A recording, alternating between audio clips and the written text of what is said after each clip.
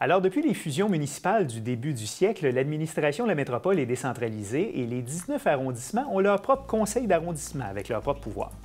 Alors qu'un certain mouvement a été constaté durant les dernières années vers un plus grand contrôle décisionnel par la ville-centre, à quoi ressemblent les administrations municipales ailleurs dans le monde?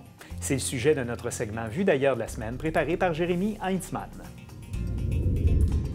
La ville de Montréal, avec ses 19 arrondissements possédant un degré d'autonomie élevé, fait partie des villes au modèle dit décentralisé.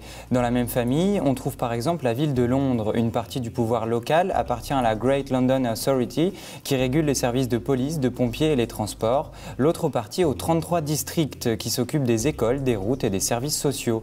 À Berlin, les 12 arrondissements sont dirigés par un conseil élu au suffrage universel direct, avec à sa tête un maire et un exécutif de 5 membres. Il possède une réelle légitimité politique et une autonomie de dépenses. Un fort degré d'autonomie s'observe également à Oslo, où les 15 conseils de quartier sont directement élus par la population.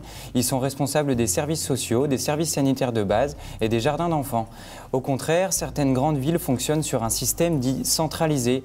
Par exemple, les 20 arrondissements municipaux de Paris sont réduits à un rôle uniquement administratif et non pas de budget propre.